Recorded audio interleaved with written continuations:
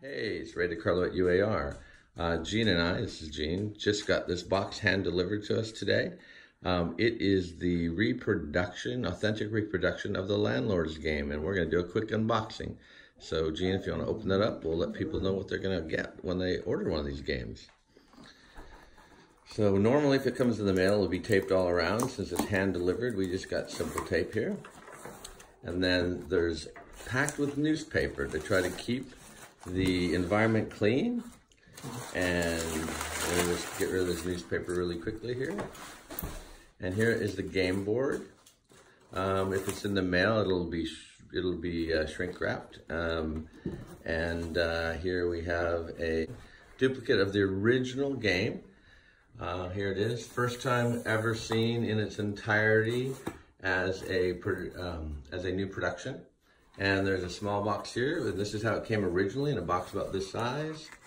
This black box is an authentic reproduction.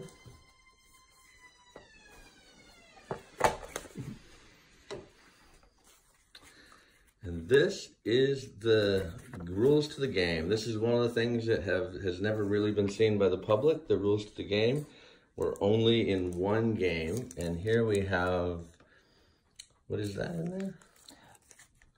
These are the houses. Oh, they're houses.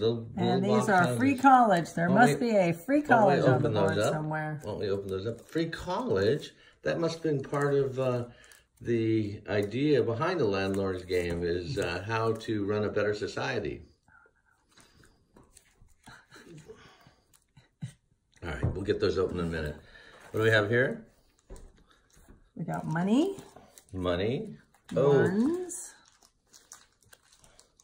And they're also color differentiated. 50 and 100. Okay, so that 100 is the highest denomination. And what else do we have in here?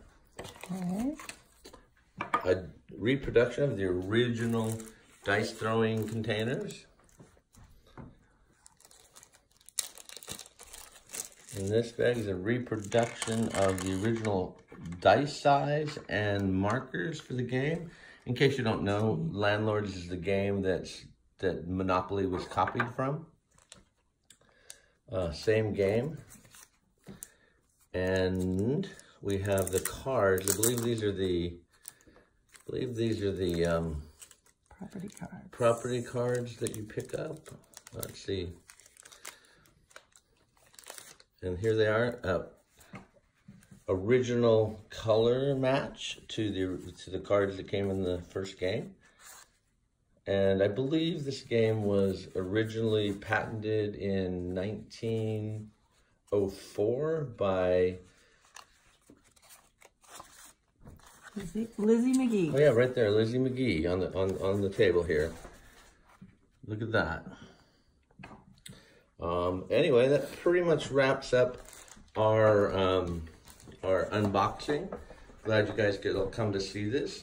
I'm kind of wondering why it took so long for an original duplicate of this game to come into being, and why it was made and is available now. So maybe we'll ask Tom Forsythe, an expert in Monopoly, who created this game. Hey Tom, how you doing? Hi, I'm doing okay, thanks.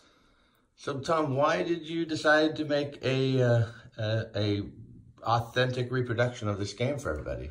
Well, one thing is, everybody's played Monopoly, so you're familiar with Monopoly. What a lot of people don't know is Monopoly had a predecessor game that predated it by almost 30 years.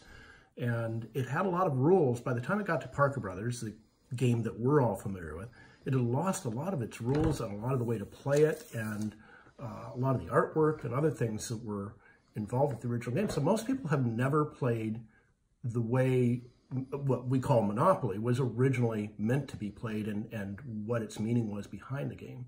Another thing is, you couldn't do a reproduction because there wasn't any game that was left that was existing. And my family, my grandfather happened to buy this game in Chicago about 1910, and it got passed down through my family. We didn't even know we had it for many years, and it came up, and when I saw it, I sort of launched myself on a long process of bringing this about. Yeah.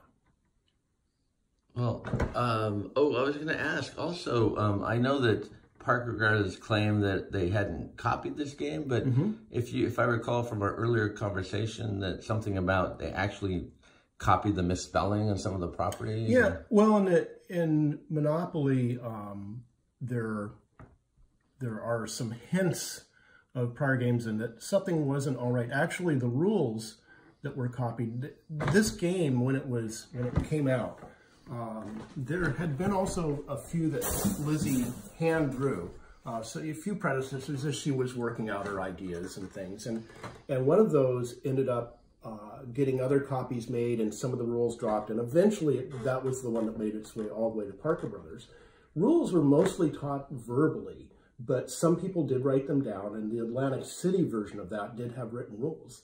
Charles Darrow, who sold the game to Parker Brothers, actually copied the rules to the point of even copying typos, and every little, I mean, it was literally typed up for him. So he had nothing to do with the invention of that.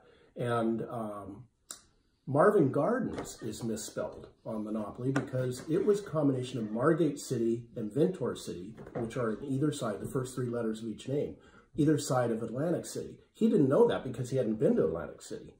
And it's spelled with an I on Monopoly board. It should have been spelled with an E because the person just prior to him made that typo. Hey, so yeah. One last question. If people are interested, is there any books or articles out there they could look up? Yeah, there's a book by Mary Plon called The Monopolist, and it's available on Amazon. She goes through the history of this game, the motivation of the Parker Brothers to steal the game and cover up their theft of a game that by then was in public domain, and a lawsuit that happened in the 80s by a guy named Ralph Anspach, who was sued for a game he came out with called Anti-Monopoly, and the commonalities and things between them, the whole history of the game through time.